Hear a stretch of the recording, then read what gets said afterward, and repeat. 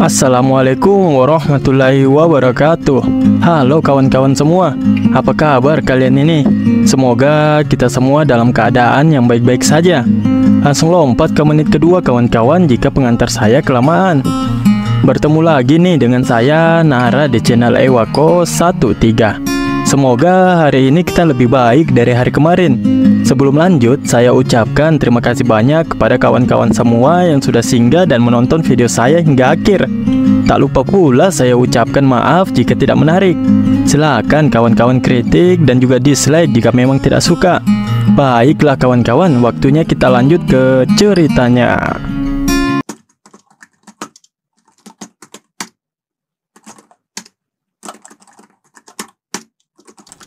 Part sebelumnya, kita sudah melihat Damho yang wajahnya babak belur serta dipenuhi oleh darah. Sungguh tidak ada perlawanan berarti yang bisa dia berikan. Kamu memiliki bakat luar biasa. Pukulan yang kau berikan pada Sugyong adalah buktinya. Namun, jika kamu tidak dapat menggunakan ki, bahkan bakat yang luar biasa pun menjadi tidak berguna. Sadar dan menyerahlah, ucap Hyungum. Jika Damho bisa menyerah, dia pasti akan menyerah, bahkan akan melakukannya berkali-kali. Namun, tekadnya yang begitu kuat membuatnya tidak ingin menyerah. Jika dia menyerah di sini, dia akan dipaksa untuk meragukan kemampuannya sendiri. Keyakinannya untuk menjadi seniman bela diri yang hebat, semua yang telah dia kerjakan sampai sekarang akan menjadi tidak berguna. Dia bertarung dengan pikirannya sendiri. Dia sebenarnya ingin menyerah, tapi di sisi lain, dia juga tidak ingin menyerah. Aku tidak akan menyerah, bahkan jika aku mati, Pak, ucap Damho pada Hyungum. Kau penuh dengan keserakahan, balas Hyungum. Hyungum lalu memerintahkan Sugyong yang hanya diam dan berdiri untuk melanjutkan pertandingannya. Ini belum selesai, ucap Hyungum. Begitu kesal tentu Sugyong menghadapi Damho. Kotoran, apalagi yang kamu ingin aku lakukan agar kau menyerah? Saat ini Damho bahkan tidak memiliki kekuatan untuk menggerakkan satu jari pun. Tapi Hyungum malah menyuruh Sugyong menggunakan seni bela diri untuk melawannya. Di mata para murid yang menonton, Hyungum hanya menyuruh orang untuk memukuli seseorang yang sudah tidak berdaya tanpa ampun. Mereka berpikir untuk menghentikan pertandingan ini. Damho, kumohon untuk jatuhlah saja ke tanah, ucap Sugyong yang sudah bersiap untuk mengayunkan pedang kayunya. Para murid tentu saja tidak tega melihat Damho yang terus-terusan dipukuli. Dihantam kini perut Damho dengan begitu kuatnya. Muntah darah pastinya MC kita ini kawan-kawan. Murid lainnya bertanya-tanya, apa sebenarnya alasan yang membuat Damho bertahan sejauh ini? Apakah dia mungkin mencoba untuk menunjukkan bahwa bahkan jika semua tulangnya hancur dan patah, dia masih seorang seniman bela diri. Bahkan kakinya yang lumpuh tidak berarti apa-apa baginya, pikir para murid. Sugyong lalu memanggil tetua Hyungum berkali-kali. Namun Hyungum sama sekali tidak mendengar panggilan dari Sugyong. Larut kini dia di dalam pikirannya. Dia berpikir untuk menghentikan pertandingan ini. Jika Damho terus terpukul lebih dari ini, tidak hanya dia tidak bisa menjadi seniman bela diri, dia bahkan tidak akan bisa melakukan pekerjaan dengan normal. Namun keputusasaan serta kehidupan di matanya, semangat juang pantang menyerah yang tidak pernah berakhir, itu membuat hati Hyungum gemetar. Sungguh kejam pertandingan ini, ucap para murid. Damho, demi cinta Tuhan, menyerah saja, ucap Eungyong yang menonton dari samping. Dasar bajingan, ucap Sugyong yang melihat Damho dengan bersusah payah berusaha untuk melangkah ke arahnya. Hingga dia terjatuh berlutut di hadapan Sugyong dan memuntahkan sebuah darah. Damho, kumohon, ucap Sugyong. Sampai memohon gak tuh kawan-kawan? Saking tidak teganya dia untuk terus memukul Damho. Ini belum berakhir, ucap Damho. Damho, ini belum berakhir, bantah Damho. Aku menyuruhmu berhenti, teriaknya emosi menghantam wajah Damho menggunakan pedang kayunya. Kali ini benar-benar terkapar tak berdaya. Tak sadarkan diri sudah dia saat ini kawan-kawan. Mugyung dan Han Soyu lalu mendekati Damho dan mencoba untuk menyadarkannya. Mereka menyuruhnya untuk bertahan. Hyun-go memerintahkan kepada mereka untuk segera menyingkirkan murid yang terluka di atas arena dan segera untuk melanjutkan kompetisinya. Tidak lama kemudian, seorang murid terlihat sedang menggendong Damho sampai ke rumah Hyun-so. "Tetua! Tetua!" berteriak dengan kerasnya dan tanpa henti murid itu memanggil tetua Hyun-so mengingat kondisi Damho yang sangat parah. Begitu terkejutnya Hyun-so ketika melihat kondisi dari Damho. Tentu saja dia bertanya-tanya apa yang sebenarnya terjadi. Murid itu mengatakan bahwa ini terjadi selama kompetisi. Sebuah kompetisi? Bagaimana ini tubuh seseorang yang bertarung dalam sebuah kompetisi? Itu adalah tubuh seseorang yang bertarung sampai mati, ucap Hyun-so. Hyun-so begitu khawatir hingga dia seperti orang yang lupa diri. Dia terus saja menanyakan siapa yang membuat Damho menjadi seperti itu. Tapi syukurnya si murid menyarankan Hyun-so untuk tetap tenang. Hyun-so membenarkan dan mengiyakan apa yang dikatakan oleh murid itu. Dia lalu memprioritaskan untuk mengecek kondisi Damho terlebih dahulu. Begitu terkejutnya Hyun-so ketika mengetahui Damho masih bernapas dengan kondisi tubuh yang seperti itu. Dia terus memanggil dan mengajak Damho berbicara agar Damho dapat mempertahankan kesadarannya.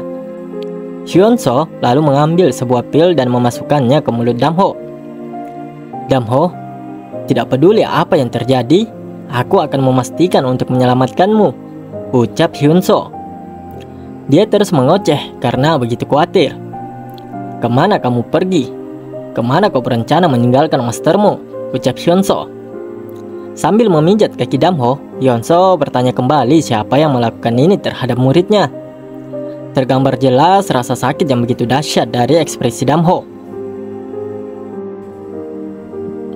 Beralih ke istana Cheowing yang merupakan gerbang utama Gunung Hua. Di sana ada ketua sekte yang dipanggil Hyun Cheon dan juga Hyun Gom yang sedang mengobrol. Ketua sekte mengatakan akhirnya Gunung Hua memiliki ahli bela diri yang dapat dibanggakan. Menurutnya, jika dibandingkan dengan sekte lain, murid Gunung Hua tidak kalah kuatnya. Masih banyak yang harus kita lakukan jika kita ingin mengembalikan kejayaan Gunung Hua. Kita harus lebih berbakti dari sebelumnya, ucap Hyun Gom. Ketua sekte lalu membalas ucapan Hyun Gom. Jika kita ingin merevitalisasi Monpa, kita membutuhkan bakat yang muncul sekali dalam 1000 orang, bukan 1 dari 100 orang. Apa yang dibutuhkan Gunung Hua saat ini adalah seorang Gosu yang berbakat. Jalan yang kamu lalui akan menjadi jalan yang akan dilalui Gunung Hua, ucap ketua sekte. Gosu di sini adalah orang yang ahli seni bela diri ya kawan-kawannya. Menurut Hyun Gom, Gunung Hua saat ini ada semua berkat ketua sekte. Jika bukan karena dia, Gunung Hua mungkin sudah ditinggalkan dalam reruntuhan dan tidak akan pernah bisa pulih dengan cepat. 20 tahun yang lalu, setelah perang dengan sekte iblis, Gunung Hua menghadapi begitu banyak masalah. Seniman bela diri yang seharusnya memimpin generasi masa depannya semuanya mati, dan Monpa berada di ambang kehancuran. Selama ini, Hyun Cheon mencurahkan seluruh waktu dan usahanya ke Gunung Hua untuk merevitalisasi. Karena ini, dia tidak punya waktu untuk berlatih seni bela diri. Hyun Cheon telah membuat pilihan untuk melepaskan seni bela diri demi Gunung Hua. Dia memiliki potensi paling besar di antara semua rekannya, menyerahkan semua yang dia miliki demi Gunung Hua. Meskipun dia tidak bisa memberikan obat ajaib yang hanya diberikan kepada ketua sekte, dia memberikan ramuan langka kepada Hyun Gom Jin-in Gunung Hua. Hyun Gom mencapai levelnya karena pengorbanan seniornya itu. Hyun Cheon fokus bekerja untuk merevitalisasi Gunung Hua. Dia menghabiskan 20 tahun bekerja secara tidak manusiawi, membiarkan Gunung Hua menjadi seperti sekarang ini. Orang hanya tahu bahwa yang terbaik adalah Hyun Gom. Ketua sekte lalu berkata, "Saat kamu dewasa, kamu telah memperoleh keinginan untuk menciptakan perubahan. Saya akan membantu Anda, karena Anda telah membantu saya," balas Hyun Gom. "Bahkan kata-katamu tampak dapat diandalkan. Kamu hanya perlu menerima seorang murid dan membiarkan mereka mewarisi keinginanmu," ucap ketua sekte. Dia lalu menanyakan bagaimana dengan proses pemilihan murid. Apakah semua berjalan dengan lancar? Hyun-gum mengiyakan pertanyaan si ketua sekte. Mengetahui semua lancar dan terkendali, ketua sekte berniat memberikan pil bunga plum kepada murid Hyun-gum. Apakah ada orang di antara murid kelas 1 yang menarik perhatianmu? Tanya ketua sekte. Hyun-gum tidak langsung menjawab pertanyaan dari ketua sekte. Dia terdiam dan entah untuk alasan apa, wajah Damho muncul di benaknya. Semua murid kelas 1 hampir selesai mempelajari seni bela diri mereka. Hampir tidak mungkin untuk mengajari mereka seni bela diri baru ketika mereka berada dalam kondisi yang itu. Ketua sekte lalu bertanya kembali, apakah Hyun-gum berniat untuk mencari murid dari kelas 2 atau bahkan murid luar? Hyun-gum berkata bahwa bakat tidak peduli di mana orang-orang itu berada. Jika mereka ingin menjadi pedang yang melambangkan Gunung Hua, mereka akan membutuhkan bakat dan ketekunan yang luar biasa sampai pada titik di mana darah dan keringat mengalir keluar dari mereka. Ini dua orang nih ciri-ciri orang serakah ya kawan-kawan ya. Orang-orang egois lah pokoknya. Di tengah-tengah obrolan mereka, terdengar suara Hyun-so yang berteriak memanggil Hyun-gum. Junior Hyun-so, apakah kamu berani meninggikan suaramu meskipun tahu di mana kamu saat ini? Bentak ketua sekte. Ketua sekte, saya datang ke sini karena saya mendengar bahwa senior Hyun-gum ada di sini, ucap Hyun-so. Hyun-gum bertanya, apakah Hyun-so datang ke sini karena muridnya? Dan itu dibenarkan oleh Hyun-so. Apakah kau berniat memberikan hukuman mati kepada anak itu? Tanya Hyun-so kepada Hyun-gum. Hyun-gum menjawab bahwasanya tentu saja tidak ada niatan yang seperti itu. Mendengar jawaban Hyun-gum, tentu saja membuat Hyun-so begitu geram. Lalu mengapa Anda melukai tubuhnya menjadi seperti itu? Ucapnya dengan nada tinggi. Menurut Hyun-gum, itulah satu-satunya cara untuk menyelamatkannya. Hyun-so tidak habis pikir dengan cara berpikir dari Hyun-gum. Sebenarnya bukan cara itu, melainkan membuatnya berhenti dari seni bela diri adalah cara untuk menyelamatkannya, ucap Hyun-gum. Omong kosong macam apa yang kau katakan? Bentak Hyun-so sembari menghantam meja di sana. Sudah begitu geram master dari Damho ini kawan-kawan. Bagaimana mungkin membuatnya berhenti dari seni bela diri adalah cara untuk menyelamatkannya? Meluap-luap amarah dari Hyun-so hingga membuat ketua sekte pun langsung menegurnya. Apakah kamu benar-benar bertanya karena kamu tidak tahu? Tanya Hyun-gum. Aku tidak mengerti. Sudah aku bilang, aku benar-benar tidak mengerti, jawab Hyun-so. Bukankah dia orang yang cacat? Apa yang bisa dicapai oleh orang cacat dalam dunia seni bela diri? Aku juga berpikir bahwa menyia-nyiakan bakatnya adalah penyesalan. Tetapi tidak ada yang bisa kita lakukan, ucap Hyun-gum. Apakah Anda tidak diperbolehkan belajar seni bela diri jika Anda lumpuh? Ucap Hyun-so yang semakin naik pitam. Seni bela diri Gunung Hua tidaklah sepele sehingga orang cacat bisa mempelajarinya. Hyun-so benar-benar kecewa pada Hyun-gum. Bagaimana bisa kata-kata seperti itu keluar dari pendekar pedang terhebat di Gunung Hua, pikirnya. Hyun-so, bentak ketua sekte kepada master dari Damho. Tidak tahan juga dia kawan-kawan melihat pertengkaran mulut dari kedua orang itu. Apa kau memberitahuku bahwa kata-kata itu tidak boleh keluar dari pendekar pedang terhebat di Gunung Hua? Tanya Hyun-gum. Dia lalu melanjutkan perkataannya. Jika itu untuk Gunung Hua, aku bersedia melakukan apa saja. Menurut Hyun-gum, tidak memimpikan hal-hal bodoh akan menjadi hal terbaik bagi Damho. Hyun-so membalasnya dengan mengatakan bahwa Hyun-gum penuh dengan ketipuan serta kemunafikan. Ucapan dari Hyun-so membuat Hyun-gum juga menjadi marah. Dia bertanya, apakah Hyun-so tidak tahu betapa kejam dan kerasnya jalan seni bela diri? Jika aku salah, akankah mastermu masih menyuruhmu untuk mengejar jalan seorang sarjana dan melepaskan seni bela diri? Ucap Hyun-gum yang membuat Hyun-so hanya bisa terdiam dan tak mampu berkata-kata lagi. Aku masih tidak mengerti keputusannya. Mengapa dia memilih murid yang tidak kompeten? Mengapa dia tidak memberi murid lain satu kesempatan pun? Aku benar-benar tidak mengerti, lanjut Hyun-gum yang membuat Hyun-so benar-benar kecewa terhadap senior yang dihargai itu. Andai saja Hyungum mewarisi kekuatan Cheon Ganja, Gunung Hua tidak akan mengalami masa-masa sulit seperti itu. Meskipun mereka memiliki cara yang mudah untuk pulih, mereka harus menanggung penderitaan bertahun-tahun. Hyungum ingin menunjukkan bahwa dunia seni bela diri bukan tempat yang bagus di mana orang cacat seperti Damho bisa bertahan hidup. Dia sama sekali tidak menyesali keputusannya membuat Damho seperti itu bahkan hingga saat ini. Apakah senior masih menyimpan dendam atas kejadian itu? Ketua sekte, tolong berikan saya jawaban, ucap Hyunso. Apakah Anda percaya bahwa apa yang dikatakan Hyungum itu benar? Tanya Hyunso pada ketua sekte. Jika itu muridmu, itu pasti anak yang kamu angkat 5 tahun yang lalu, bukan? Tanya ketua sekte dengan cueknya. Hyunso membenarkannya dan mengatakan bahwa bukankah ketua sekte sendiri juga mengizinkan Damho untuk tinggal di sini? Maka dari itu, bukankah Damho juga termasuk bagian dari Gunung Hua? Apakah salah baginya untuk belajar seni bela diri? Tanya Hyunso. Fakta ini membuat ketua sekte bingung ingin membela pihak yang mana agar Gunung Hua makmur. Ciri-ciri ketua yang apa ya? Ya begitulah ya kawan-kawannya. Hyunso mendesak ketua sekte untuk memberikan jawaban dan memberikan keadilan terhadap muridnya. Membiarkan anak itu masuk ke Gunung Hua 5 tahun yang lalu adalah kesalahanku, ucap ketua sekte. Tentu saja jawaban tersebut membuat Hyunso seakan tidak percaya. Aku melihat mata yang dipenuhi dengan balas dendam dan kehidupan di hari ketika dia bangun. Itu adalah mata yang tidak bisa dimiliki oleh seorang anak kecil. Jika dia benar mempelajari seni bela diri, dia pasti akan membawa bencana bagi kita. Jika kamu tidak memohon padaku seperti yang kamu lakukan saat itu, aku tidak akan pernah membiarkan anak itu menjadi murid Gunung Hua, ucap ketua sekte yang malah balik menyalahkan Damho dan juga masternya. Sungguh ketua sekte ini kawan-kawan. Kelihatannya aja baik ya, nyatanya cuma memikirkan egonya doang ini. Sungguh omong kosong, ucap Hyunso.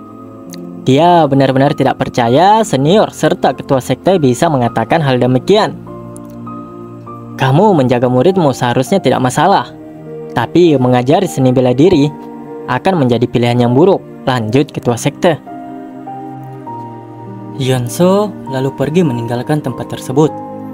Dia pergi dengan penuh rasa kekecewaan terhadap sekte ini.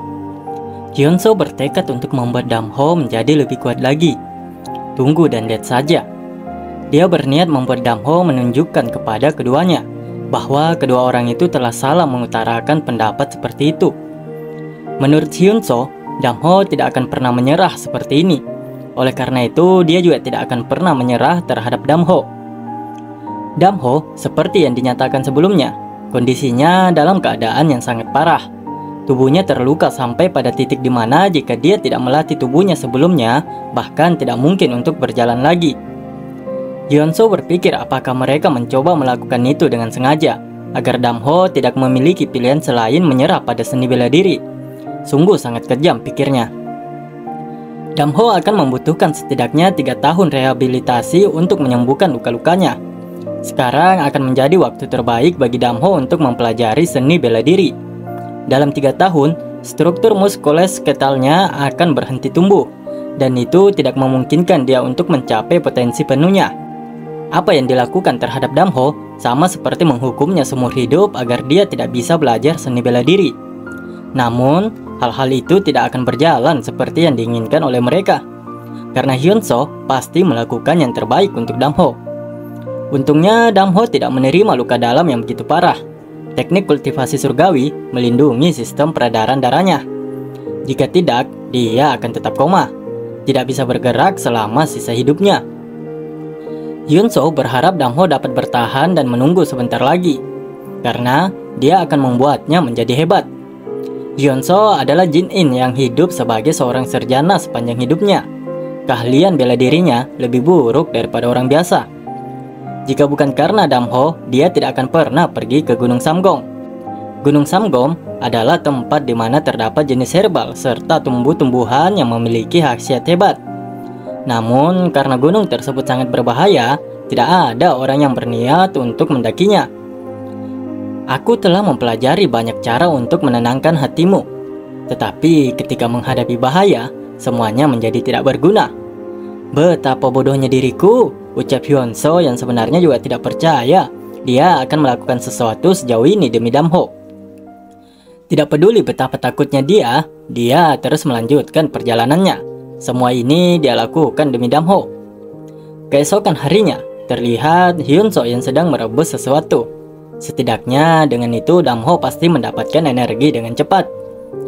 Setelah selesai membuat ramuannya atau sup atau apalah itu ya kawan-kawannya, Hyunso lalu masuk ke kamar Damho yang kebetulan dia juga sudah sadar dari pingsannya. Hyunso menyuruh Damho untuk tetap tenang dan tidak perlu memaksakan dirinya untuk bangun. "Master, saya minta maaf," ucap Damho. "Kenapa kamu harus minta maaf? Kamu tidak melakukan kesalahan apapun," balas Hyunso. Hyunso menyuruh Damho untuk tidak khawatir. Rehabilitasi tubuhnya akan jauh lebih cepat dari yang dia kira. Hyunso lalu memberikan Damho sebuah pil. Pil itu akan sangat bagus untuk tubuh Damho. Damho lalu menyadari tangan masternya itu dipenuhi oleh luka. Akan tetapi sang master menyuruh Damho untuk tidak perlu mengkhawatirkannya. Damho lalu bergumam di dalam hatinya, untuk alasan lain apa tangan masterku akan terluka ketika yang dia lakukan hanyalah membaca kitab suci Taois. Dia pasti terluka karena mencari sesuatu di Gunung Hua untuk mendapatkan pil ini untuk dirinya. Dia mungkin menyembunyikan luka yang jauh lebih besar di balik pakaiannya itu, gumam Damho yang terlihat begitu sedih atas pengorbanan dari sang master. Jadi yang dibuat tadi itu pil ya kawan-kawannya, bukan sup yang kayak Nara bilang pertama tadi. Ya soalnya baru pertama kali sih Nara lihat ada manhwa atau manhwa yang buat pil itu caranya kayak gitu.